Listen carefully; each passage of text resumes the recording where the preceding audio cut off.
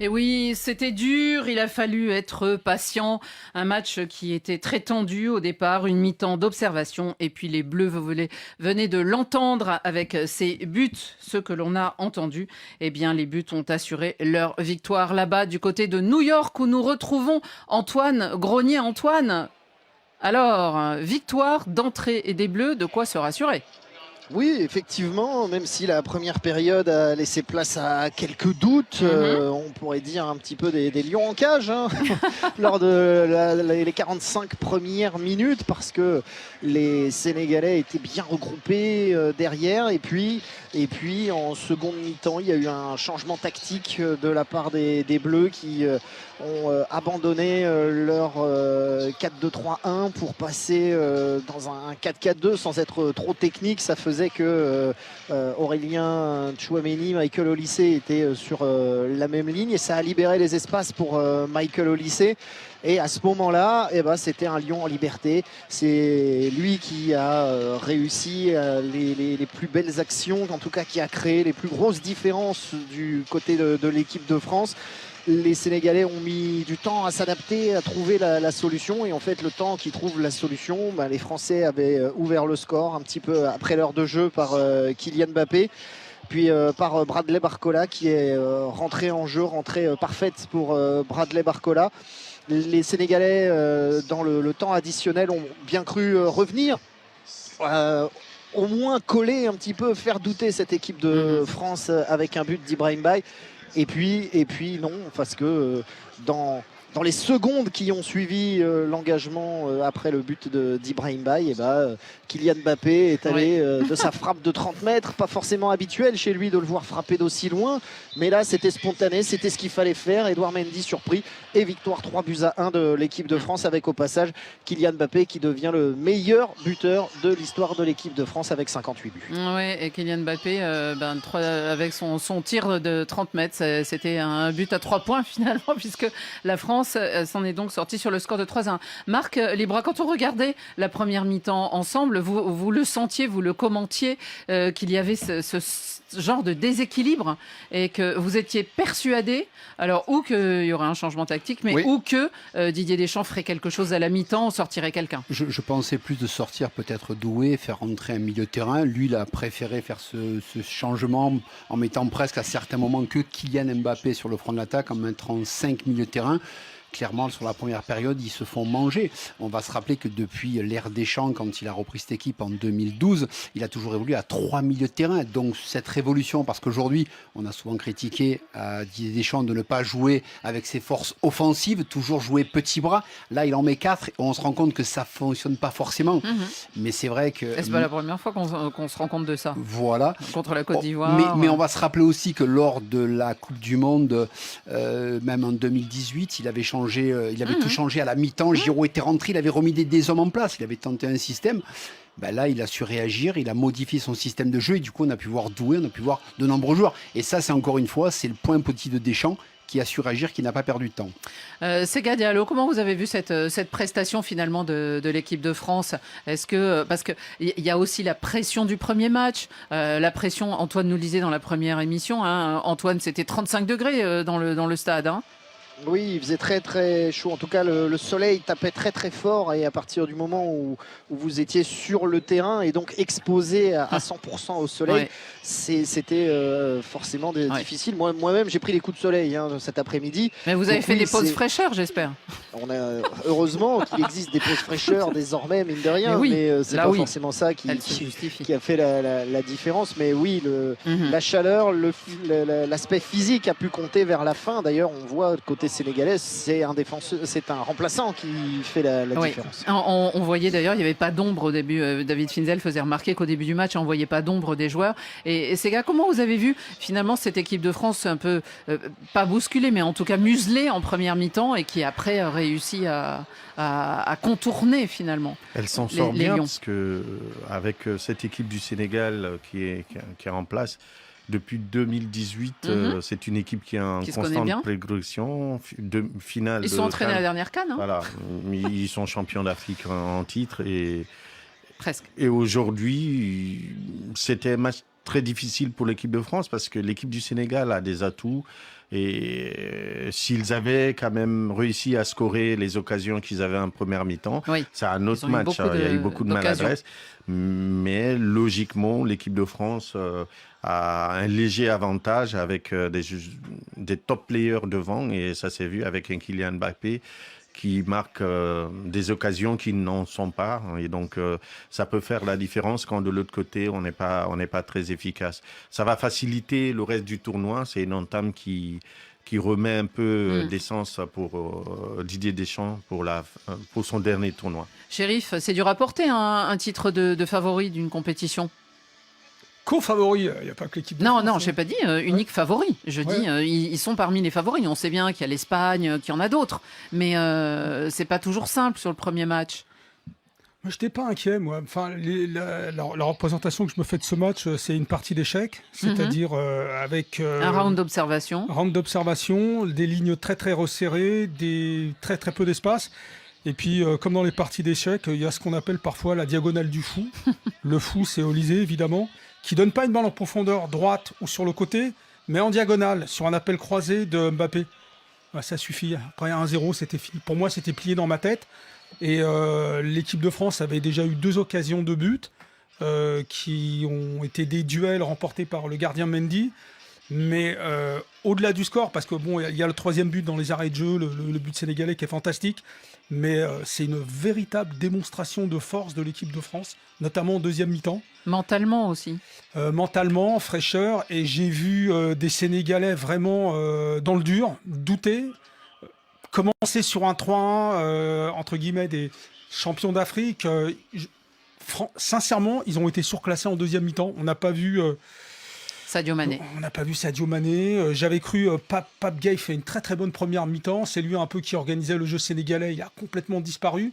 Et il y a un signe qui ne trompe pas, c'est que le sélectionneur sénégalais, Dio, il a changé complètement son milieu. Il a fait sortir les 3 pour faire rentrer les 3. Ça veut dire qu'il y a quelque chose qui n'a plus fonctionné en deuxième mi-temps. Vous vouliez ajouter quelque chose, Marc? Non, mais le premier but arrive à la 66e. Je te trouve très... tu me parais très excité pour ce match. Je suis désolé, première période, si le Sénégal mène 2-0, il n'y a rien à dire. Donc, première frappe de Doué, 55-56. Non, mais il y a eu le plat du pied en fin de rencontre à la 47e. Dans les arrêts de jeu, il y a un plat du pied au-dessus. L'équipe de France, elle ne peut pas jouer à la 66e. C'est pas possible. Il y a eu 2 duels auparavant, n'oublie pas. Oui, les duels, ils arrivent après. Mais tu peux pas, aujourd'hui, sur la première période, bien sûr qu'on peut s'enflammer, bien sûr qu'on peut rêver, mais tu peux pas jouer une première période face à une grande nation qui, ce surcoup-là, eux, ils n'ont pas eu de réussite, mais tu es en danger permanent. Comment tu prends ce but? Tu m'expliques que tout va bien, c'est super. Comment tu prends un but? Il frappe, Mike Maignan, il plonge à gauche, le ballon, il va à droite. Excuse-moi, si on s'enflamme sur ce match, qu'est-ce que c'est quand on va être appliqué de la première à la 95e? Marc, on s'enflamme pas. On constate que l'équipe de France a gagné 3-1 et qu'elle a joué une meilleure deuxième mi-temps qu'une première. Je ne crois pas qu'on s'enflamme. Je conteste pas les actions sénégalaises en première mi-temps, mais au bout d'un moment, il y a l'emprise sur le match. C'est-à-dire quand tu occupes la moitié adverse, que tu l'as fait reculer, que tu l'as fait subir et que tu lui fais douter. C'est ce qu'a fait l'équipe de France en deuxième mi-temps. Antoine, moi, en première mi-temps, les Sénégalais, c'est juste des actions.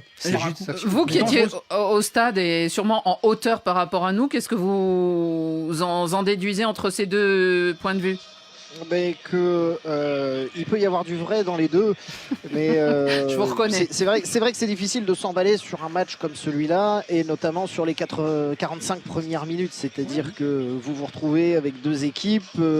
Alors, il peut y avoir la crispation de l'entrée en Coupe du Monde, il peut y avoir aussi la volonté de bien faire, mais le Sénégal s'est clairement créé les meilleures occasions. C'est-à-dire que si Nicolas Jackson a un tout petit peu plus de chance, c'est-à-dire que si sa balle sur le poteau rebondit sur le dos ou sur le pied de Mike Maignan et rentre dans le but, il y a une logique, c'est-à-dire que les Sénégalais en première période se sont livrés sur contre-attaque et ça fonctionnait, ils auraient pu piéger l'équipe de France. En revanche, en seconde période, effectivement, si Ismaïla Sarr réussit son plat du pied en toute fin de rencontre, les Sénégalais prennent l'avantage en toute fin de première période.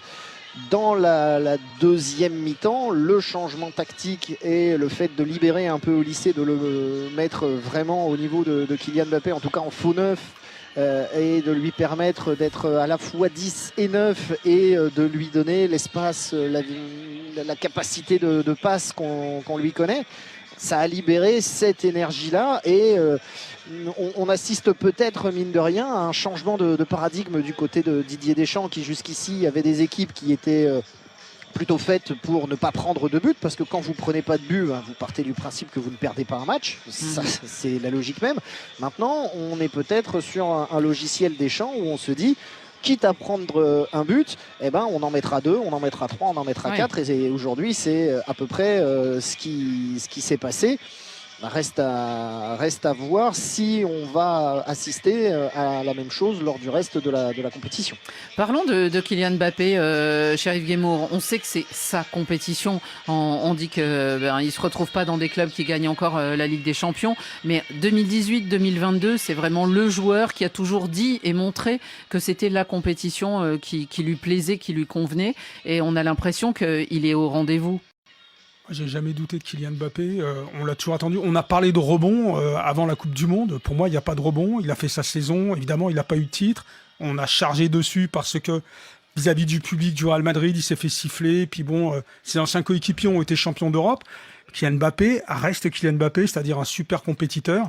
Quelqu'un de patient, on voit qu'il a envie de bouffer du ballon. Personnellement, moi, j'ai jamais douté. Non, mais c'est la spécificité peut-être, ces gars. C'est en Ligue, en Coupe du Monde, Mbappé, on a l'impression que ça le transforme un peu, même si je sais bien qu'au Real, c'est autre chose.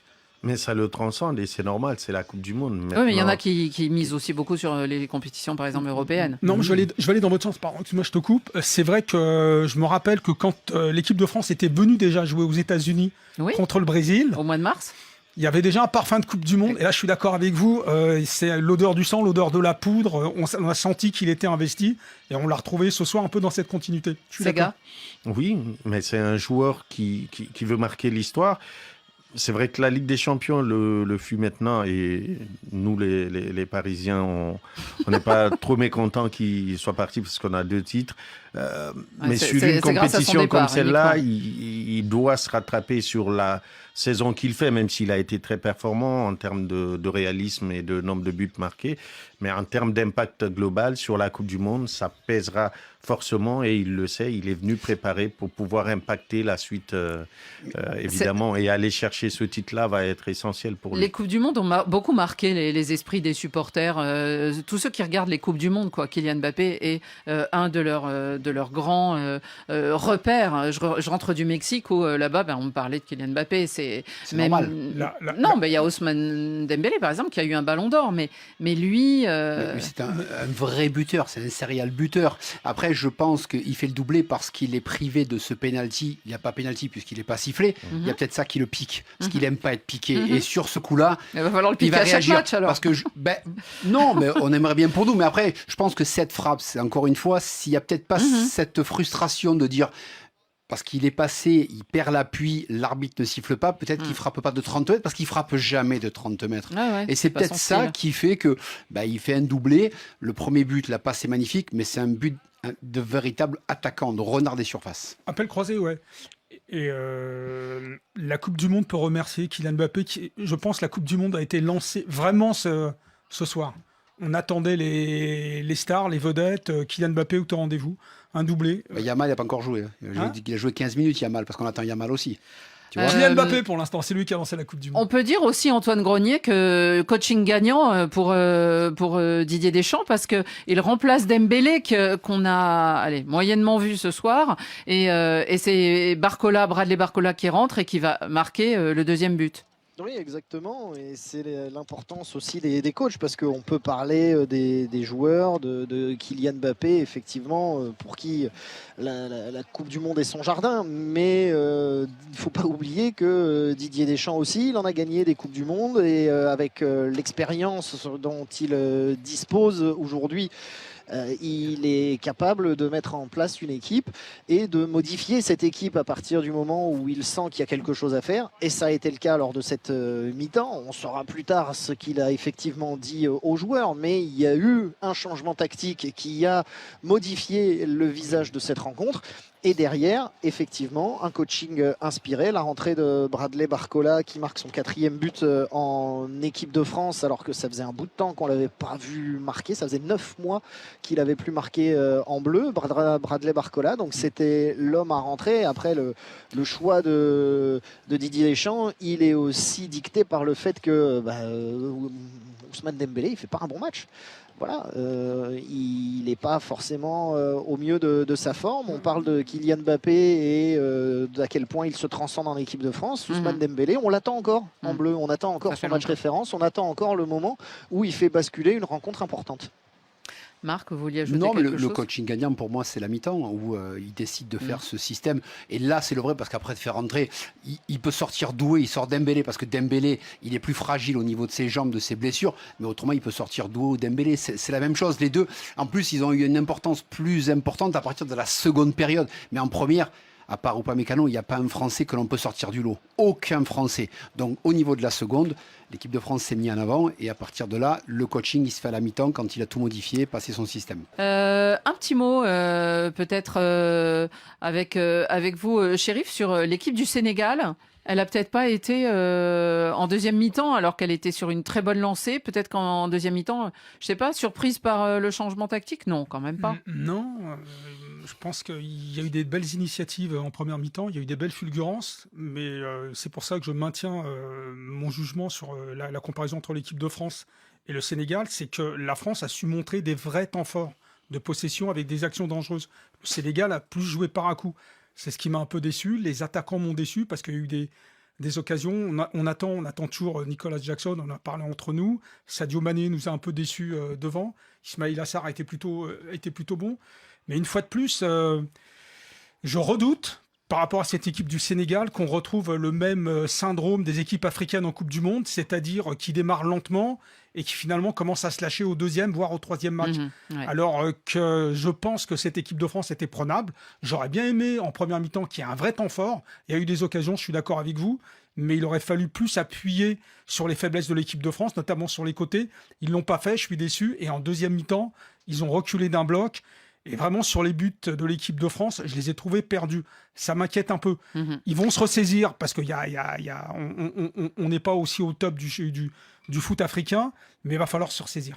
Ces gars, vous qui connaissez bien les Parisiens, Ibrahim Ndiaye, qui rentre assez tardivement et qui marque un but incroyable. Vous comprenez le choix de Pape Thiaw de le laisser sur le banc ? Pas du tout, il a été frileux. Et on sait que Luis Enrique l'a beaucoup fait cette saison et qu'on s'étonnait un peu. Et on se dit quand même le Sénégal... Et même Iliman Ndiaye qui est sur le banc, je l'aurais préféré à Nicolas Jackson parce que voilà, face à de gros gabarits, ça aurait été beaucoup plus difficile à cerner des joueurs qui vont vite et qui ont de la qualité comme ces deux-là. Mais évidemment, si ça ne marche pas en première mi-temps, dès la reprise, peut-être changer pour essayer de déstabiliser ce que Deschamps a réussi à faire avec ce milieu renforcé qui a permis aux Français de mettre le pied sur le ballon. Malheureusement pour le Sénégal, les occasions ratées ne les aident pas sur cette deuxième mi-temps qu'ils n'ont pas su maîtriser. Sur la deuxième, le rajustement tactique de Deschamps, malheureusement, il n'arrive pas à récupérer puisqu'ils se font bouger au milieu de terrain. On va quand même rappeler qu'à 2-1, il y a une occasion où Mike Maignan sauve sur sa ligne, parce qu'autrement, il y a peut-être 2-2, ça on l'oublie aussi, avant qu'il y ait le troisième but de Kylian Mbappé. Donc, Chérif, je trouve très dur avec eux parce que pour moi, ils ont joué leur carte à fond. Ils auraient mérité. Tu dis, ils n'ont pas profité en première période, même en seconde, ils sont encore passés sur les côtés. Ils ont fumé les latéraux français. Moi, je suis très inquiet pour l'équipe de France. Offensivement, on n'aura pas de problème. Le Sénégal, la partition, ils sont un petit peu malheureux. Certes, que ce soit Ndiaye ou Mbaye, peut-être qu'on les fait. Alors, il y a peut-être là l'expérience, le manque d'expérience d'une grande compétition de Coupe du Monde, peut-être. Mais en tout cas, je pense que avec une victoire aussi, ils sont capables de sortir. Une petite réponse courte, Chérif ? Oui, très très courte. Moi, ce qui m'a vraiment impressionné avec l'équipe du Sénégal lors de la dernière CAN, c'est comment ils arrivent progressivement à prendre l'emprise sur le jeu et marquer des temps forts qui font reculer la CAN, l'adversaire. c'était il y a 6 mois, Kiki. Mais non, même pas, c'était il y a 3 mois. Façon de parler. Peu importe. Le match de hier, c'est pas le même que ce soir, donc tu peux pas comparer une CAN avec l'ambiance. Je regrette que le Sénégal n'ait pas eu l'emprise sur le jeu comme on a pu le voir encore récemment. C'est tout.